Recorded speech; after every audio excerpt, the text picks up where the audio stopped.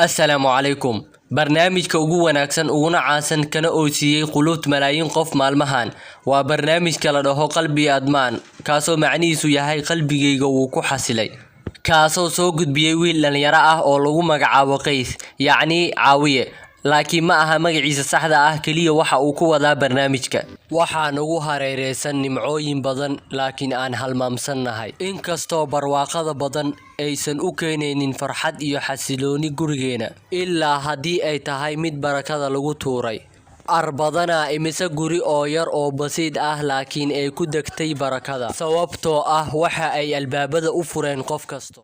laakiin maxay tahay xaqiiqada wiilkan yaa waayane intuu ka keenaa lacagtaas muuqaalkan ayaa ugu jaabi doonaa su'aalahaas oo dhan waxaana idinka siin doonaa tafaasiil dheeraad ah sidoo kale waxaan idinka siin doonaa macluumaadkii idin wareeriyay oo wiilka ku saabsan iyo xaqiiqada sawirkiisa kaasoo ku faafay baraha bulshada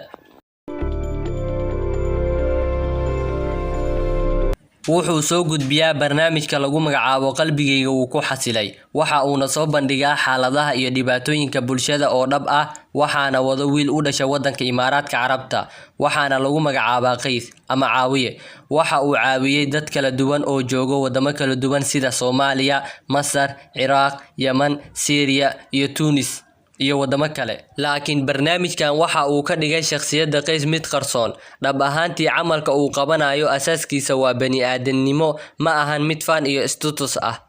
wuxuu ku faafay sawirkaani baraha bulshada ayadoo lagu tilmaamayo inuu yahay Qays xaqiiqada sawirkan waxa laga soo qaaday nasiidada barnaamijka qalbigayga uu ku xasilay laakiin waxa ka soo muuqday dhalinyaro kala duwan oo isku si u libisan uu ka mid yahay wiilkan ka soo muuqday sawirka wiilka sawirkan idinkaga muuqdo waa wiil u dhashay wadanka Urdun waxaana lagu magacaabaa Cabdiraxiin waxa uuna jiraa 29 sano waxa uuna ka shaqeeyaa Cumaan waa halka lagu duubay hordhaca barnaamijka nasiidadiisa oo lagu magacaabo dhamaanteen waxaan nahay Qays waxa uu ka kooban yahay barnaamijka qalbigayga uu ku xasilay 3 qaybood oo midiiba ka kooban 30 xalqadood oo la soo daayo Ramadaan kasto waxaana jiro 8 xalqadood oo gooni loo duubay oo la soo daayay Ramadaan bilaan ahayn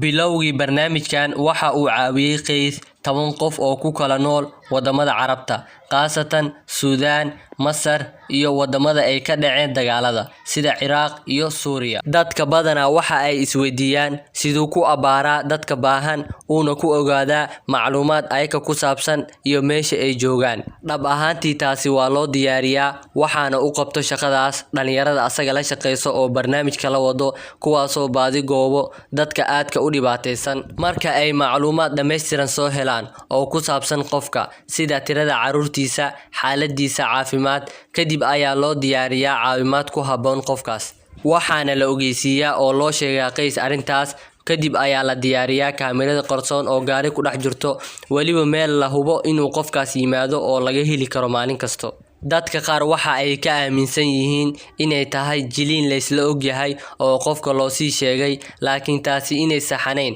waxaana tusinayo radul ficliga dadka calashaan jawaab celinta dadka ay ka bixinayaan marka ay ogaadaan inay heli doonaan caawimaad waxa uu bixiyay Qays wax aan ka yareen 1 milyan oo dollar inta lagu guda jiray 3 Ramadaan waxa uu qaar u furay mashaariic yar qaarna waxa uu u iibiyay guryo qaarna xaj ayuu geeyay iyo sidoo kale inuu ka faala qaaday caruur ogooma ah waxa hubaal ah inaad isweydiineysaan intuu ka keenay Qays lacagtaas xaqiiqada ayaa ah in lacagtaasi aysan ahayn lacagtiisa laakiin waxa uu heela ka helay wadankiisa Imaaraadka iyo hay'adda bisha cas ee Imaaraadka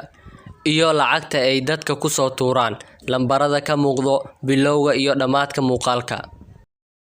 wadankii ugu dambeeyay oo uu booqday waxa uu ahaa Soomaaliya ka hor wax yar Ramadaankan hadda ku jirno 2020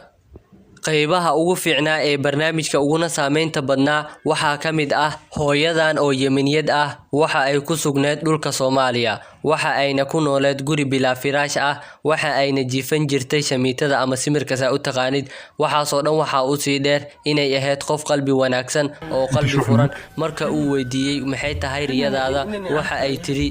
يعني اشتغل وربي عيالي واكفي نفسي عن الحرام حلو تمام ويرضيني ربي بالحلال اللهم امين ويرضيني عن الشوارع دي تفضل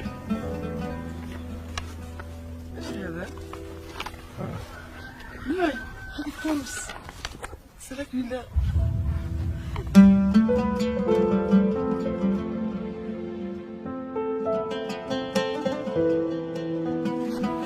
هذه لك ان شاء الله لا تطلعيها خليها.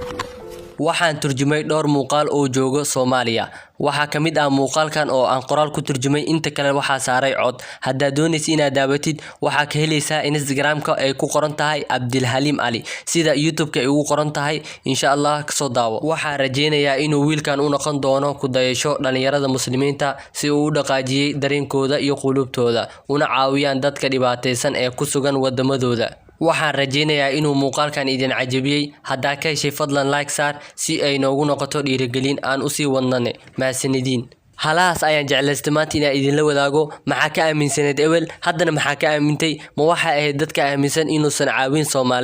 Soomaalidu wuu caawiyaa dhowr muuqaal oo ku caawinaya ayaan turjumay soo daawado fi amaanillah wassalaamu calaykum wa rahmatullaahi wa barakaatuh.